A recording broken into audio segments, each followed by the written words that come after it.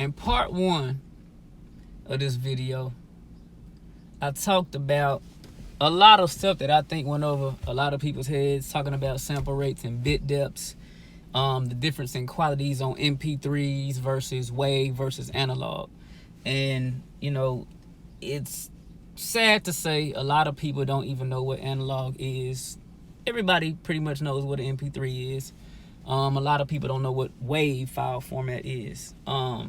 So, I mean, not everybody needs to know these things, but if you are a producer or call yourself a producer, then or upcoming producer, whatever, these are some terms and things that you need to come to understanding of. You know what I'm saying? So, I want to talk about something that's very important, and that is kilobits per second, kilobits per second. So, think about analog as the entire your entire voice as it is, right? So this is why, like, for example, I would have to draw this and possibly show you this on a computer, but I'm gonna just try to give you a little rundown of how this works. So this is probably a horrible image of a wave, file. I shouldn't say file, but a wave, a sound wave. So sound wave. So not exactly what it can be shown in different ways, but this is one way that I'm gonna show it.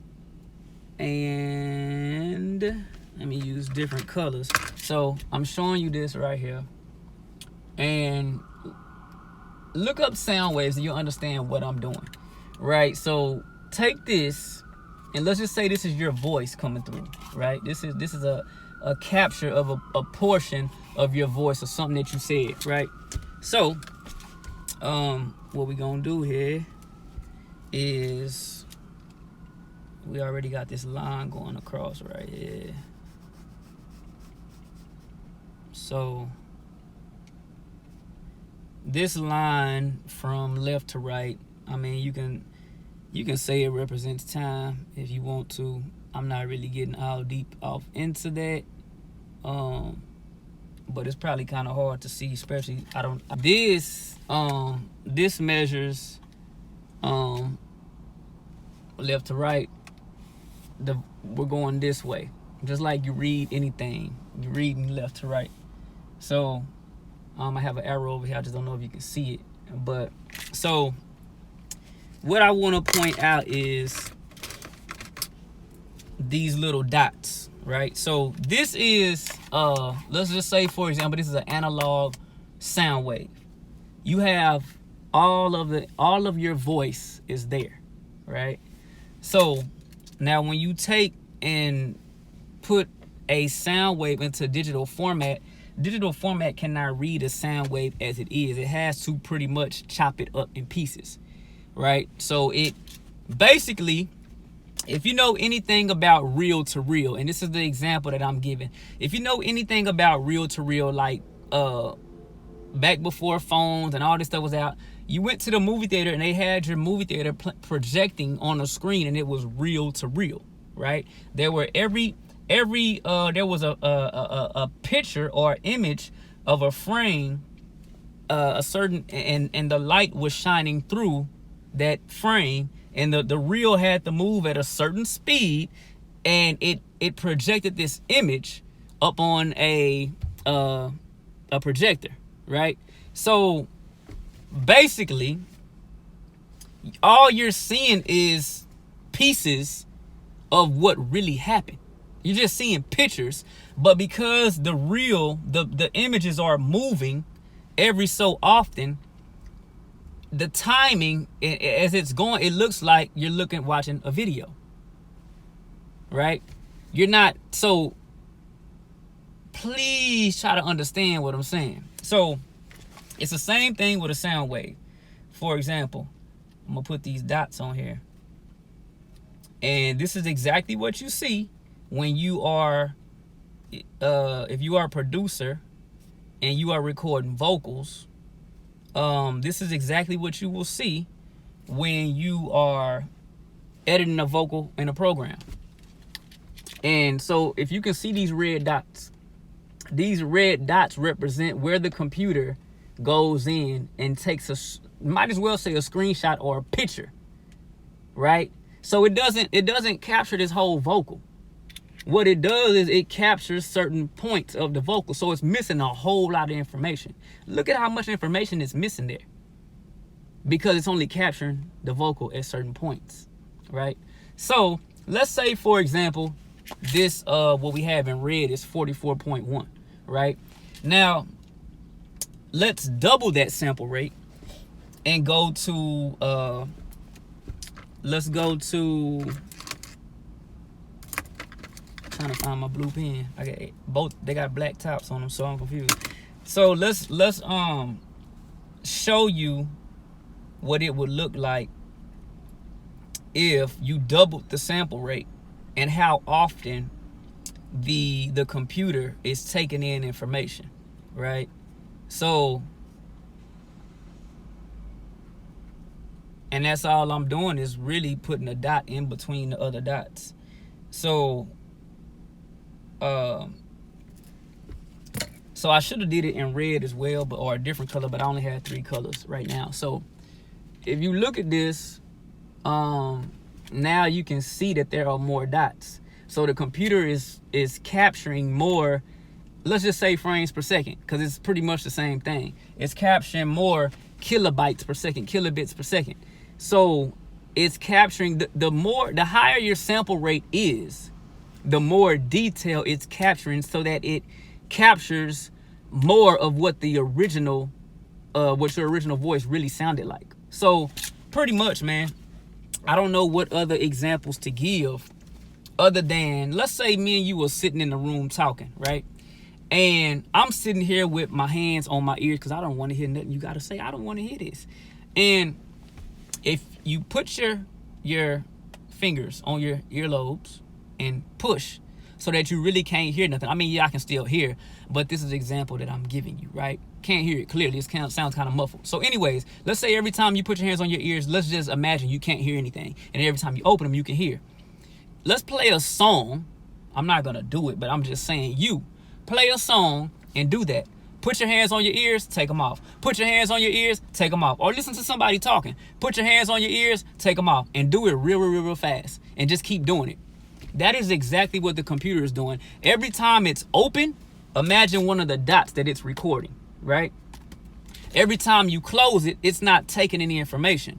The computer cannot read a pure sound wave.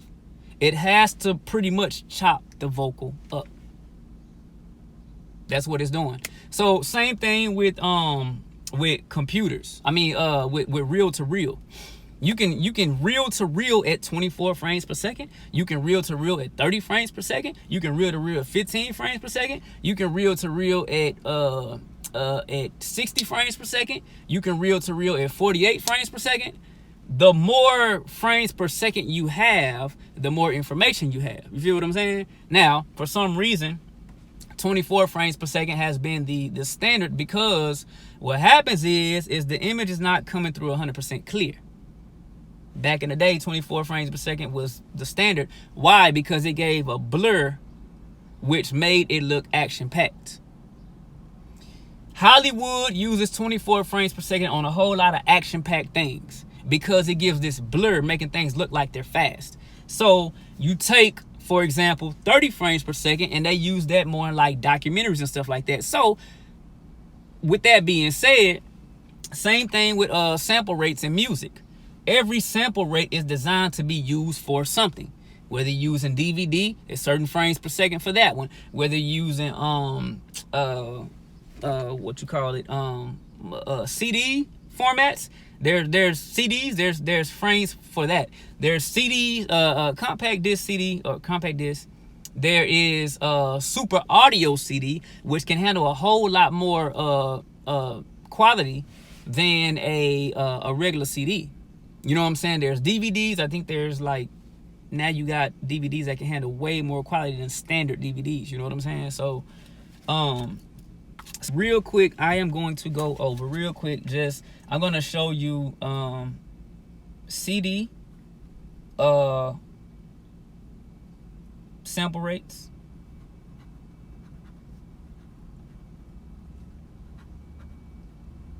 And then DVD sample rates. And me, for the industry standard, any professional studio you go into, they are not recording in 16-bit. They are recording in 24-bit or higher. So 24-bit has always been the standard in studio recordings. When they get done with it, yeah, they render it down to 16-bit WAV. You know what I'm saying? Or if they want to put on a MP3, 320 quick kilobytes per second. And I said that in the first video. If you are putting music on MP3s, because you need to upload it to like SoundCloud or send it in an email, because emails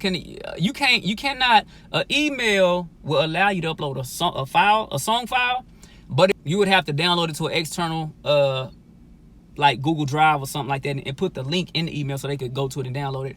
But in an MP3, when I'm sending MP3s, I can only fit when I'm sending emails, I can only fit an MP3 in there.